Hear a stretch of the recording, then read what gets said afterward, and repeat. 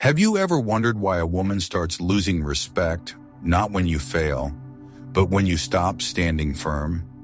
It's not your job, your looks, or your charm that holds her admiration. It's your boundaries, your silence when she's testing you, your calm when things get chaotic, your refusal to chase approval. Because respect isn't demanded, it's drawn by who you are when no one is watching.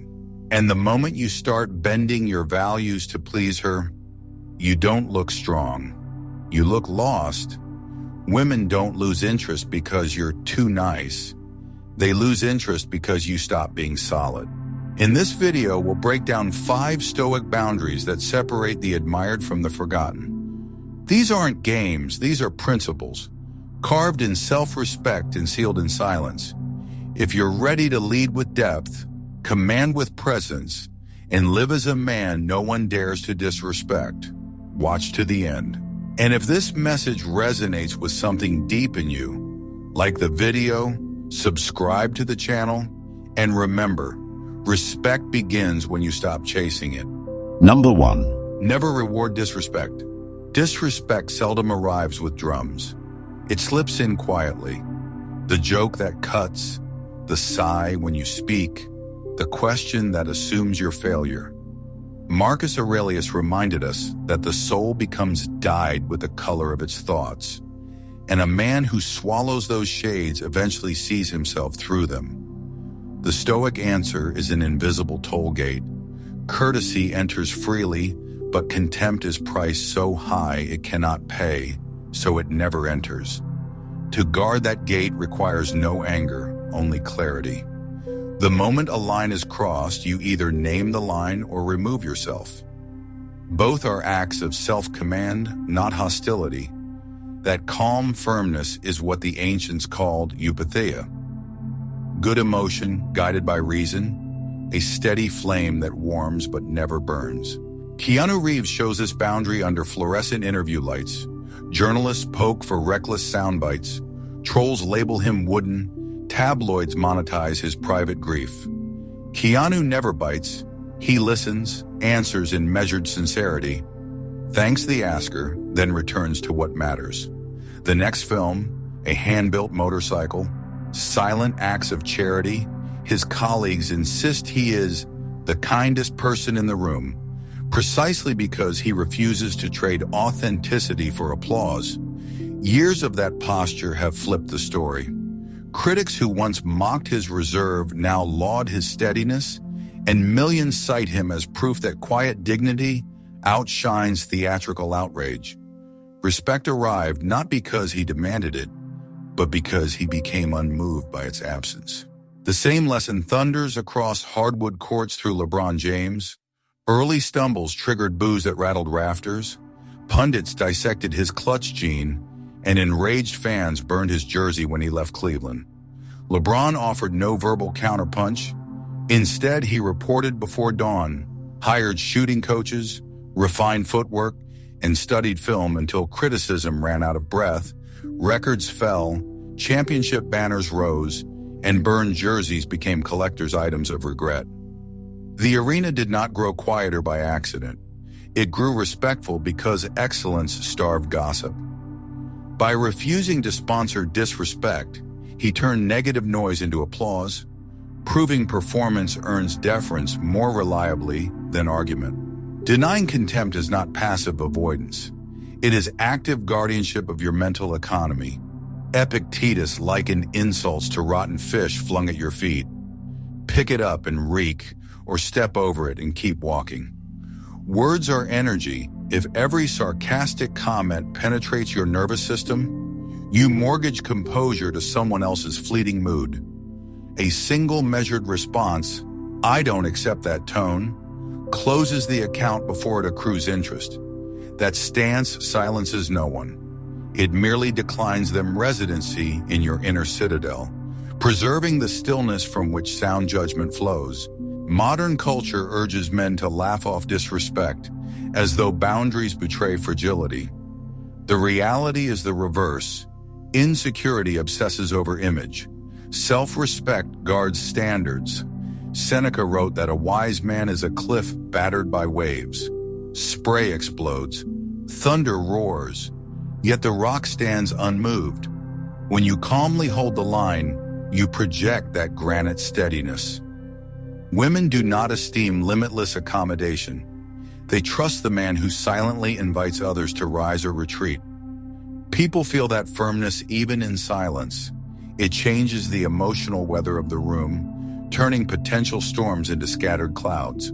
Never rewarding disrespect is inner engineering disguised as outward poise. Each unaddressed jab etches a hairline fracture in the wall of integrity. Left alone, those fractures widen until anyone can stroll through. That is why Stoics practice premeditatio malorum, rehearsing insults, delays, and disappointments so the real event meets a mind already briefed. Craft a private script. If she speaks in contempt, pause, meet her eyes, and say, "We speak directly here." When the moment arrives, what emerges is composed authority rather than reactive noise. That practiced pause is the hinge on which dignity turns. Translate principle into ritual with a two-step rule. First instance, clarify. Second instance, create distance. You neither lecture nor brood. A concise correction preserves dignity. Absence after repetition teaches louder than sermons. Distance may mean ending a conversation, stepping outside for air, or in a long-term bond, reducing availability until respect returns. Thus you train others to view your presence as privilege, not entitlement. Resist expansive explanations. Bargaining for respect cheapens what should be freely granted. Boundary enforcement is stewardship, not revenge. You aim not to shame, but to conserve energy for pursuits that matter. Health, craft, service. Keanu captured it when asked about tabloid gossip. The noise doesn't belong to me. Disrespect is someone else's clutter. Pick it up, and your mind becomes their storage unit. Leave it lying, and your mental house stays orderly. By sparing your attention, you raise its market value. What is scarce becomes precious. Refusing to reward disrespect reorganizes your social ecosystem. The first time you disengage from a sly jab, people notice. The second time, they adjust. The third time, they approach with deliberate civility because you set the cost of entry. The reward is not isolation, but healthier connection built on clear lines and mutual regard. Eventually, the mere mention of your name summons an image of calm gravity, and gravity pulls behavior into order. Practice this boundary once, and a moment improves. Practice it daily, and you become a lighthouse. Steady, unblinking, illuminating the path for others without bending to every passing storm. Number 2. Guard your peace. In a world that feeds on noise, guarding your peace is not a luxury, it's survival. Most men burn out not from doing too little, but from saying yes to too much. Overcommitment isn't a sign of strength. It's a symptom of someone who fears letting others down more than he fears losing himself. And when you say yes to everything, you end up belonging to nothing, not even yourself. The Stoics understood this deeply. Marcus Aurelius wrote in his Meditations, "Ask yourself at every moment, is this necessary?" He wasn't just referring to time, but to energy, focus, and clarity. Peace begins where the unnecessary ends. When a man starts filtering the invitations he accepts, the battles he fights, and the emotions he absorbs, he doesn't become colder, he becomes clearer. And in that clarity, respect is born, not from others first, but from within. Consider the life of Rick Rubin, one of the most successful music producers in the world. Yet he lives almost monastically, barefoot, in silence. Often hours from the nearest city, Rubin doesn't chase. He attracts. He creates an energy field so intentional that artists fly across the globe to work with him. Why? Because his peace is so intact, it sharpens their chaos into clarity. He's not reactive, not easily impressed, not available for drama, and that becomes magnetic. In a world of urgency, his presence whispers patience. In a sea of desperation, his calmness radiates confidence. That is the power of guarded peace.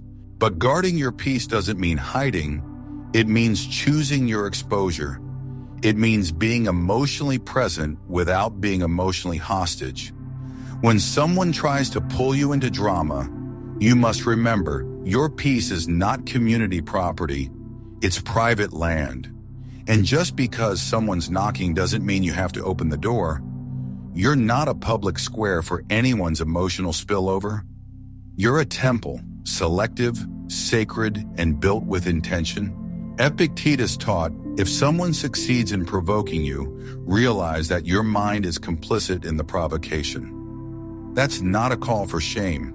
It's a call for mastery. You don't guard peace by escaping conflict, but by cultivating the inner clarity to remain undisturbed in the middle of it. A calm man is not a man who hides. He's a man who chooses. He chooses what's worth his attention, what's worth a reply, what's worth staying for. The pause before responding isn't weakness.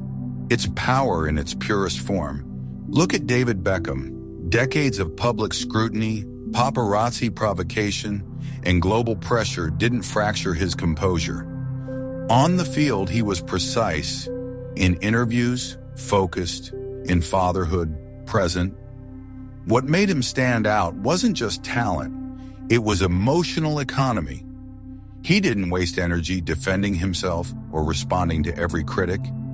He spent it building a life so full of purpose that noise couldn't find purchase. His peace wasn't an accident. It was a decision. Daily, disciplined, unshakable. Guarding your peace also means refusing to be an emotional workhorse. Many men confuse being strong with being endlessly available. But strength is not the ability to carry everyone's burden. It's the wisdom to know what is yours to carry. You are not responsible for managing everyone's reaction, fixing every mood, or rescuing every sinking ship. Sometimes the most loving thing you can do is to stop showing up for dysfunction. When you keep inserting yourself into emotional chaos, you don't become a savior. You become a sponge, and a soaked sponge cannot give. It only drips. Seneca advised, associate with people who are likely to improve you, not drain you, and this applies not just to friendships, but to thoughts. Guarding your peace means filtering your mental circle too. Not every memory deserves replay. Not every voice deserves airtime. Not every story deserves retelling. You don't need to respond to everything. You don't even need to attend every emotional invitation. The moment you realize silence is a complete answer, you begin to reclaim parts of yourself you forgot you gave away. You must become the gatekeeper of your inner world, and that requires discipline, not denial. Create daily rituals that protect your calm. A walk without your phone, mornings without noise, intentional solitude, a pause before replying, a breath before reacting. These are not productivity hacks. They are spiritual shields. Every act of deliberate stillness is a vote for the man you're becoming. Eventually, you stop reacting like an open wound and start responding like a well-built wall, not because you're numb, but because you've done the inner construction work that makes you strong. And yes, this will confuse people. Some will say you've changed, that you're distant, that you used to be more available. But understand this, when you stop bleeding energy for everyone, you begin commanding presence, people will adjust or they will exit. Either way, your clarity remains intact. Here's the truth. When a man guards his peace, he becomes rare, and rarity commands respect. Not through arrogance, but through alignment. Women may not always be able to name it, but they feel it. That subtle stillness, that clean presence, that refusal to chase or explain. It feels safe, it feels powerful, and most of all, it feels earned. Because in a loud world, silence speaks. And in a chaotic world, peace leads. If you want her to respect you, don't raise your voice. Raise your standard for what you let into your mind, your day, and your energy. The man who guards his peace doesn't need to prove his strength. He becomes it. Number 3. Don't share too much. There's a modern myth that openness is always noble, that the more you reveal, the more authentic you become. We are told that vulnerability is strength, and that bearing your soul without filter builds intimacy. But that's not what the Stoics taught, and that's not how respect is built.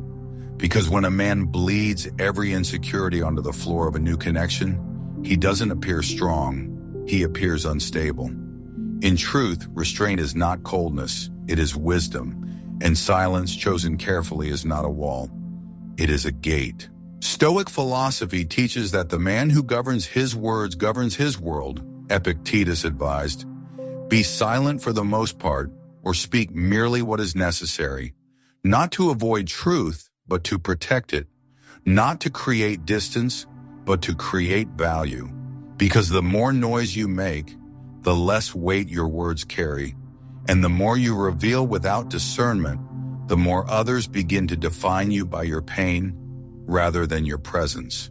Let's be clear, this is not about hiding, it's about honoring your inner world as sacred. A man who speaks constantly about his fears, his doubts, his trauma without boundaries is not real. He is self-leaking, and the moment your emotions flood uncontrolled into another person's space, they stop seeing you as grounded, they begin to see you as needy. From that point forward, the dynamic shifts. You're no longer a presence she leans on. You become a project she feels responsible to fix, and respect quietly dies in that imbalance. Now look at Leonardo DiCaprio. For over 2 decades, he's remained one of the most visible and simultaneously mysterious figures in Hollywood. You know his roles, you may know his public stances on environmental issues, but you don't know what keeps him awake at night. You don't know the details of his internal world. Not because he's hiding, but because he's discerning. And that discernment doesn't diminish him. It elevates him. It makes him intriguing, not confusing, powerful, not defensive. He allows mystery to do what over-explaining never could, command attention without chasing it. The Stoics understood this type of power. They called it sophrosyne, temperance, or self-restraint. It is not a shutting down of feeling, but a sharpening of delivery. When you speak with intention, your words gain value. When you withhold what is sacred until it's earned, you train the world how to treat you. You become a man who reveals truth in layers, not in floods, and those layers create depth, gravity, and trust. Consider Barack Obama. Regardless of political views, most agree he carries a measured tone that commands attention. He doesn't rush to fill silence. He doesn't erupt into emotional overdisclosure. He pauses, he reflects, and in that stillness, the weight of his words increases. When he does share something personal, it lands because he has not exhausted the currency of his voice through impulsive revelation. He holds space, and that space becomes presence. This is the paradox of emotional power. The less you give away freely, the more people feel drawn to earn access. If you tell everyone your story on the first meeting, you rob them of the journey of discovering you. You cheapen the treasure by scattering it in public. Some truths should be protected not because they are shameful, but because they are sacred. And sacred things are not placed on sale. They are offered slowly to the worthy. So what should you do instead? First, remember that silence is not the absence of communication. It is its highest form. Be present, be engaged, but let your words pass through the filter of intention. Ask yourself, why am I sharing this? Is this the time? Has this person earned the right to hear this? When you lead with clarity instead of compulsion, you become emotionally clean. You stop making others feel heavy with things they never asked to carry. Second, don't confuse instant connection with deep connection. Real trust is not built in a night of trauma dumping. It is built in the slow reveal, one truth at a time, tested by presence, action, and consistency. And when you allow that process to unfold without rushing it, you give the other person the dignity of seeing you whole, not shattered. Steve Jobs mastered this rhythm, rarely giving interviews, rarely offering personal anecdotes, and yet, the intensity of his focus, the strength of his silence, made his few words resonate more than volumes. In both business and relationships, people remembered how he made them feel, seen, challenged, respected, not because he told them everything, but because he made everything he did tell matter. Let your presence carry the weight your words don't need to. Let your mystery become your magnetism. Don't share every scar to prove you've healed. Live in a way that shows you have, because when your peace becomes visible in how you speak, how you wait, and how you hold silence, respect follows. Reveal but with rhythm, speak but with gravity, and remember, not every part of you needs to be witnessed to be real. Some things are real because you carry them quietly and carry them well. Number 4. No emotional reactivity. There's a quiet kind of strength that never raises its voice. It doesn't slam doors, fire off angry texts, or storm out of rooms to prove a point. It's the strength of a man who has mastered the pause, the sacred space between stimulus and response. And in that pause, he finds sovereignty. That pause is where the Stoic lives. And that pause is where true self-respect begins. Emotional reactivity is the fastest way to lose respect, not just from others, but from yourself.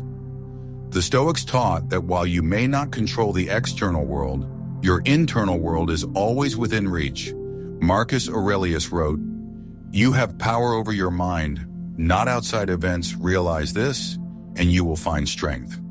It sounds simple, but in practice, it's one of the hardest disciplines to live by. When someone insults you, disrespects you, misunderstands you, your biology flares up. The nervous system screams, react, defend, prove. But the Stoic man doesn't answer every scream. He waits, he watches, he chooses, because if your emotions are your master, then anyone who knows your triggers can control your life. Now look at Keanu Reeves. Over and over, the media has tried to rattle him. Probing interviews, inappropriate jokes, gossip about his private tragedies. But his tone remains calm, his words precise, his demeanor soft but immovable. He's not passive, he's present.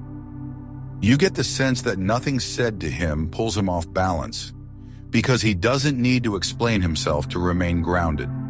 That's not avoidance, that's self-possession. His silence is not empty, it's filled with command. Reactiveness makes you predictable, and predictable men are easily manipulated. A woman who sees that you erupt over every perceived slight will begin to test. Not always to hurt, but to know. Are you emotionally centered? Or are you merely performing strength when things are easy? She doesn't want a man who wins when things are calm. She wants a man who remains grounded when she isn't. If you can't hold the emotional weight of the moment, you lose the right to lead it. But emotional discipline doesn't mean suppression, it means transformation. Seneca warned that, "No man is more unhappy than he who never faces adversity, for he is not permitted to prove himself." The Stoics welcomed life's friction, not because they enjoyed pain, but because adversity revealed who they really were. Each emotional trigger, whether it's disrespect, rejection, or accusation, is a mirror. You can look into it and see your raw impulse, or you can look past it and see the man you're training to be. The test doesn't build the man, it reveals him. Barack Obama is another living embodiment of this principle. Whether facing public attacks, national crises, or personal criticisms, he rarely responded with visible agitation. His speech was slow, his posture composed, and even in the face of fierce opposition, he often responded with a smile or a question. Why? Because emotional stability isn't just attractive, it's strategic. It protects your energy, it preserves your clarity, and it disarms conflict more effectively than shouting ever could. A calm man looks like a leader even when he says nothing. But here's the key. Reactivity isn't just about what others see. It's about how you live inside your own skin. When you master the pause, you stop being a slave to other people's chaos. You stop riding the waves of every mood that enters the room. You stop burning energy on imaginary battles. You begin to live with emotional surplus rather than deficit, and that surplus becomes your advantage. Training this response begins with awareness. When your body tightens, your breath shortens, your heart pounds, pause, breathe, count, walk.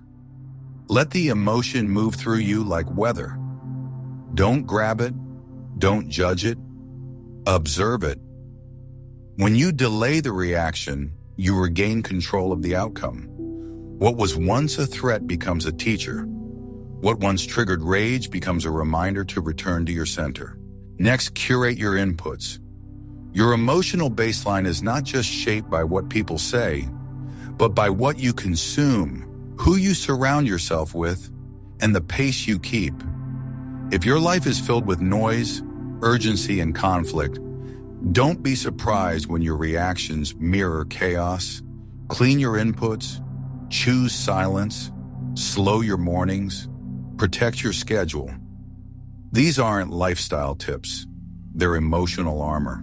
And when you slip, and you will, choose recovery over regret, a Stoic doesn't pretend to be perfect. He simply returns faster. He knows that mastery is not about never falling, it's about rising cleaner each time. When you overreact, apologize once, learn deeply and recommit, that rhythm builds trust. With others, yes, but more importantly, with yourself. In the end, emotional reactivity is not a personality flaw. It's a habit, and like any habit, it can be reshaped with repetition and purpose. The man who responds rather than reacts isn't passive. He's powerful. He commands attention not through noise, but through his refusal to be thrown off course by drama. So don't let anyone pull you out of your frame. Don't trade your peace for the thrill of being right. Don't let someone else's lack of control infect your own. Stand still, speak slowly. Let your presence say what your words don't need to. Because the man who controls his emotions controls the direction of every room he enters. And eventually the world begins to rise to meet him. Not because he demanded it, but because his restraint reminded them how a grounded man moves. Number 5. Always be willing to walk away. The ultimate boundary is silence backed by action. Not the silence of fear or avoidance, but the silence of a man who knows his worth and refuses to bargain with it. In every relationship, in every workplace, in every friendship, there comes a moment when your presence is no longer appreciated, your values no longer respected, or your peace no longer protected. That moment is your test, and how you respond determines whether you're respected or reduced. The Stoics never taught dominance. They taught internal sovereignty. They believed that true strength lies not in controlling others, but in remaining unshaken when others cannot control themselves. Epictetus put it plainly, if someone is able to provoke you, realize that your mind is complicit in the provocation. But look deeper. The real lesson is not just in avoiding emotional reaction. It's in realizing that when you stay somewhere that dishonors your soul, you are no longer a victim. You are a volunteer. Walking away is not weakness, it's wisdom. It's the disciplined decision to choose clarity over confusion, self-respect over attachment, and inner alignment over external validation. You don't threaten to leave to gain leverage. You leave because the space no longer aligns with who you are becoming. A man who is willing to walk away doesn't ask to be treated well. He simply removes himself from any place that refuses to. Take Dave Chappelle. At the peak of his career, he walked away from a $50 million contract, not out of spite, but out of clarity. He felt that the creative process was no longer pure, that the energy around him had shifted, that the environment was robbing him of purpose, so he left, quietly, without drama, without explanation. The media called him unstable, but over time, that walkout became a blueprint for integrity. He returned years later on his terms, more respected, more powerful, more himself. The lesson? Leaving is not the end of a legacy. Sometimes it's the beginning of your truth. Walking away doesn't mean you don't care. It means you care too deeply to stay somewhere that asks you to shrink. A man who stays too long in a place that chips away at his peace becomes bitter, confused, resentful. But when he steps back, reevaluates, and walks away, not in anger, but in alignment, he regains what was fading: presence, clarity, and dignity. Even in romantic relationships, this principle applies. When you tolerate what contradicts your core, disrespect, emotional games, passive aggression, you don't just lose her respect, you lose your own. And once that self-respect erodes, it takes everything with it: your leadership, your decisiveness, your emotional stability. The most powerful statement you'll ever make is not spoken, it's made with your feet. This is not about becoming cold or detached, it's about becoming clean. Seneca once said, "Withdraw into yourself as far as you can." He wasn't preaching isolation, he was teaching return. When you remove yourself from what clouds your vision, you begin to see again. When you extract yourself from what confuses your values, you remember who you are. You are not leaving them, you are returning to yourself. Here's the paradox. The more willing you are to walk away, the less often you'll have to. Why? Because people can feel that you are whole, that you do not fear solitude, that you are not negotiating for scraps of connection, that you will not entertain confusion where clarity should live. And when you radiate that self-contained energy, the world treats you differently. You stop attracting chaos, you start attracting respect. Barack Obama's early career offers quiet proof of this principle. He turned down shortcuts, declined premature exposure, resisted pressure to perform before he was ready. He waited, he prepared, he walked away from platforms that didn't feel right, and waited for the ones that matched his convictions. And because of that restraint, when he finally stepped forward, he didn't have to convince people he was ready. He had already become the man who was. So how do you live this boundary? First, define your line before it's crossed. Write it down. Know what is and is not acceptable. Know what peace feels like in your body, so you'll recognize when it's gone. Second, practice small exits. Leave conversations that turn manipulative. Excuse yourself from environments that feel heavy. These micro exits train your nervous system to stop tolerating what drains you. And third, stop needing to be understood. Some exits will be misinterpreted. Let them be. You're not leaving to explain. You're leaving to evolve. Walking away is not about ego. It's about essence. It's the quiet refusal to betray your values just to keep a seat at a table that costs your peace. It's not a tantrum. It's not a strategy. It's your natural response when something misaligns with your inner code. And this is the secret most men don't realize. If you want her to respect you, don't convince her. Don't argue for your worth. Don't tolerate disrespect to prove you're loyal. Instead, show with calm, clean clarity that your presence is a gift. And if that gift is misused, it will be withdrawn, not out of punishment, but out of principle. Because the man who is willing to walk away, quietly, clearly, and without regret, is the man no one wants to lose. He doesn't demand loyalty, he invites it. He doesn't control others. He controls his path. And as he walks away, the world finally sees what it couldn't when he stayed. A man who belongs to himself. You don't gain respect by demanding it. You gain it by embodying it. Through silence, boundaries, discipline, and the strength to walk alone when necessary. A man who lives by principle doesn't chase approval. He becomes the kind of presence others respect without needing to understand why. If these 5 boundaries spoke to something deep in you, it's time to stop explaining yourself and start anchoring yourself. Let your actions draw the line. Let your peace do the talking. And if this message helped you reclaim that clarity, like the video, subscribe to the channel, and keep walking the Stoic path with strength.